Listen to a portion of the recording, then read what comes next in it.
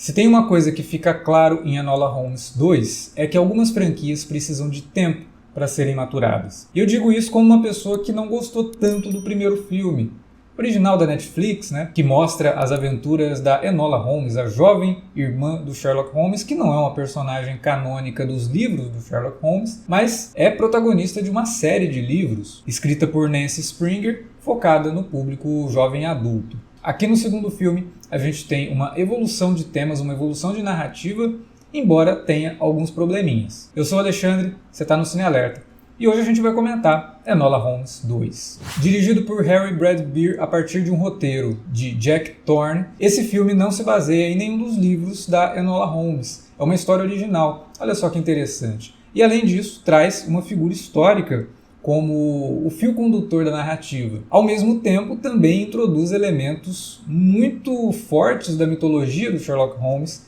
dentro aí da história da Enola Holmes. Na trama, a Enola Holmes, depois do primeiro filme, monta a sua própria agência de detetive. Mas a coisa não está indo muito bem, porque ela está ainda à sombra do irmão, numa sociedade que não leva muito a sério uma garota como detetive, né? É aí que surge, então, a oportunidade dela investigar o desaparecimento de Sarah Chapman, uma funcionária de uma fábrica de fósforos, personagem do mundo real. Sarah Chapman realmente existiu, foi uma ativista, trabalhou mesmo numa fábrica de fósforos, foi uma líder sindical e líder de uma das maiores greves que aconteceram na Inglaterra naquele período. As funcionárias de uma fábrica de fósforos em Londres se reuniram, entraram em greve para exigir melhores condições de trabalho e também condições justas, né? Porque elas estavam ali, elas eram multadas até se fossem no banheiro. E também tinha uma questão de saúde, uma vez que o fósforo branco estava causando diversos problemas nessas mulheres, né? Algo que é incorporado nessa trama, que obviamente é muito mais fantasiosa. Sarah Chapman nunca desapareceu, né? Nunca teve esse problema todo. E aqui o filme trabalha com a ideia de uma grande conspiração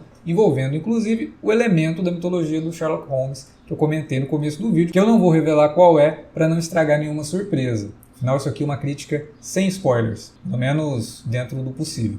O filme segue à risca o que o primeiro trouxe e que funcionou, que é a estrutura muito rápida, né? Muito ágil. Ele já começa introduzindo esse mistério e fazendo a personagem investigá-lo, e que me agrada bastante. No primeiro filme eu tinha alguns problemas com explicações desnecessárias, por exemplo, a questão do nome Enola Holmes, né? O fato de Enola ser Alone, ao contrário, no primeiro filme é dito umas 5 vezes. Aqui, ainda bem, ninguém tentou explicar novamente o porquê do nome da personagem. Uma história mais direta. O primeiro filme perde muito tempo introduzindo a Enola. Aqui a gente já está completamente versado nesse universo e pode acompanhar a história com mais tranquilidade. A participação do Sherlock Holmes, interpretado pelo Henry Cavill, que é um cast que eu acho um pouquinho estranho, já que o Henry Cavill não tem nada a ver com a descrição do Sherlock Holmes, mas que funciona. É uma daquelas coisas, uma daquelas liberdades que acabam funcionando dentro da proposta e muito por conta do carisma do ator. E o Henry Cavill está bastante carismático aqui no papel, tem até uma participação mais elevada em relação ao primeiro filme, principalmente porque ele também está no meio de uma investigação, e essas investigações acabam se cruzando. A participação ampliada de Sherlock na história também proporciona ganchos para futuras continuações e me deixou curioso para ver como isso será incorporado na narrativa de Enola. Não deixe de conferir a pequena cena no meio dos créditos finais. A única coisa que eu acho que o filme peca um pouquinho, é uma questão de roteiro,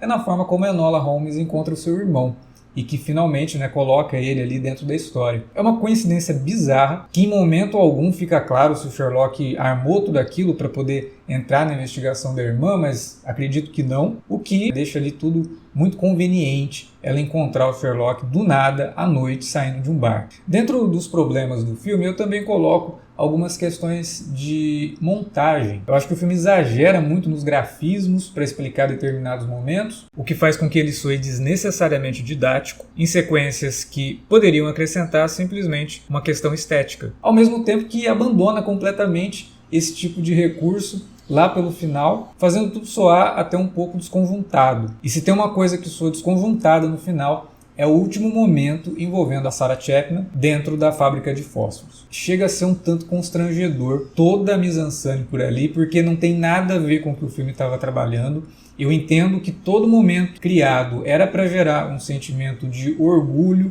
um sentimento de união das mulheres, mas que no fim acaba soando como algo completamente constrangedor. Eu não vou dizer exatamente o que é o momento a que eu estou referindo, mas se você assistir ao filme, você vai saber do que eu estou falando.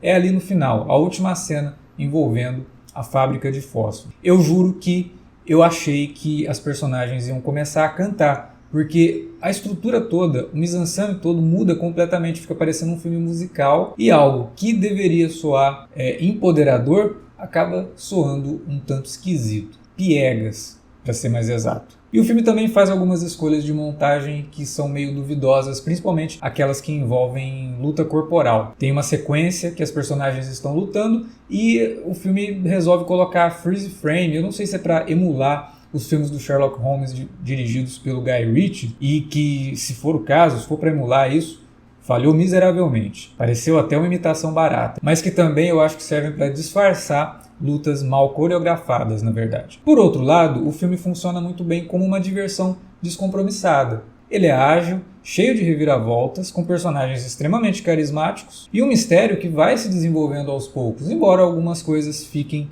muito óbvias, principalmente para quem já conhece a literatura do Sherlock Holmes. A Millie Bobby Brown tem a oportunidade de viver uma personagem completamente diferente da 11 de Stranger Things e traz um carisma enorme para sua versão da Enola Holmes, que conversa constantemente com o espectador, né, quebrando a quarta parede, uma coisa que já virou moda aí em alguns filmes e que aqui diverte, embora eu acho que no futuro isso pode cansar um pouquinho o público. E é por isso que eu comecei o vídeo falando de maturação. Existe uma maturação entre o primeiro e esse segundo filme, que pode ser notada pela agilidade da trama, mas também existe uma falta de maturação no segundo filme. Como eu falei, ele acaba recorrendo a recursos narrativos bastante convenientes para colocar personagens no meio da trama, e também faz parecer um pouco esquisita algumas decisões da própria Sarah Chapman. Eu duvido que você não vai se perguntar se é coerente uma personagem que está ali lutando por condições melhores de saúde